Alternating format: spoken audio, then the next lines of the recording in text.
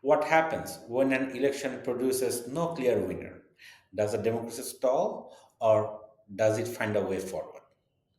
Hello and welcome. This is Arif Hussain, and in this video presentation, my argument is this: a hung parliament is not a democratic failure, it is a structural invitation to negotiate. When handled through the right institutional arrangements, it can produce stable, effective, and legitimate government. I will examine two mechanisms: the majority coalition government and the confidence and supply agreement, and support each with one successful case study. Germany in 2013 for the majority coalition government, and New Zealand in 2017 for the confidence and supply agreement. A hung parliament occurs when no single party wins a majority of seats in the legislature. In parliamentary systems, this is consequential. The government must maintain the confidence of parliament to survive. Without a majority, it cannot pass budgets or defeat votes of no confidence on its own. The two primary solutions are a coalition government, where parties formally combine to create a majority, or a confidence and supply agreement, where a supporting party backs the government on critical votes without fully joining it. As the slide states, stability depends on design and trust. This is the theoretical core of the question. It is not the agreement itself that guarantees stability, but the quality of commitments, transparency, and accountability built into it. In a coalition government, two or more parties pool their parliamentary seats to form a combined majority. The key mechanisms are shared cabinet positions, a jointly authored policy platform, and written coalition agreements that binds parties to shared commitments. The theoretical foundation here is Arwen Lijphart's consociationalism, the argument that in pluralist societies, stability emerges not from one group dominating, but from elite level power sharing across groups. A coalition government is precisely this: an institutional mechanism for converting electoral fragmentation into consensual governing capacity.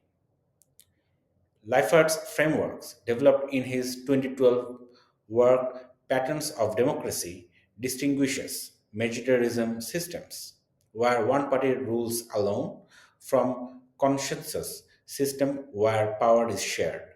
A hung parliament effectively forces majoritarian systems into consensus mode, and coalition government are the formal instrument of that transition. Germany's 2013 federal election is a textbook example of a successful coalition under a hung result. Angela Merkel's CDU-CSU won the largest share of the election electoral seats, but fell short of a majority after their coalition partner, the FDP, failed to clear the 5% electoral threshold. The solution was a grand coalition between the CDU-CSU and the center-left SPD. This was a bold arrangement given their ideological differences, but it succeeded because of three institutional features. First, proportional cabinet allocation. The SPD received key ministries including finance, foreign affairs, and justice, giving them genuine governing power rather than token inclusion. Second, joint committees, formal inter-party bodies that manage policy coordination and resolve disagreements before they could destabilize the government. Third, and the most importantly, a detailed written coalition agreement documenting shared priorities. The SPD secured a long sought national minimum wage, the CDU secured continued fiscal discipline. Each party could hold the other to the agreed program. The government served its full 4 year term from 2013 to 2017, delivering significant legislative output and maintaining economic stability. This demonstrates that even cross ideological coalitions succeeded when built on transparent, equitable, and written institutional foundations. A confidence and supply agreement is a lighter and more flexible arrangement. The supporting party agrees to vote with the government on confidence motions and budget votes. The two votes that determine whether a government can survive but does not join cabinet. This preserves two things simultaneously: the government's ability to govern and the supporting party's political independence. On ordinary legislation, the supporting party can abstain or even vote against the government without triggering a governmental collapse. The slide introduces principal agent theory as the underlying logic. The supporting party acts as an agent enabling governance while remaining accountable to its own voters as principal. This is a critical distinction from a coalition. In a CSA, the level of formal commitment reflects the actual level of agreement between parties rather than forcing an artificial merger. New Zealand's 2017 election produced a three-way hung result. No party held a majority. After negotiations, Labour and New Zealand first formed a formal coalition government, sharing cabinet positions and a joint governing program. The Green Party, holding 18% of the parliamentary representation, entered a separate and distinct confidence and supply agreement with Labour. The Greens agreed to support the government on confidence and budget votes only, without entering cabinet. In return, they negotiated specific policy commitments on climate change and child poverty. Critically, the agreement was publicly published, a transparency measure that gave citizens, financial markets, and political actors confidence in its durability. The Greens maintained their distinct political identity throughout the term, retaining credibility with their own voter base. The policy outcomes were substantial. The government passed the landmark Zero Carbon Act in 2019 and Child's Poverty Reduction Act.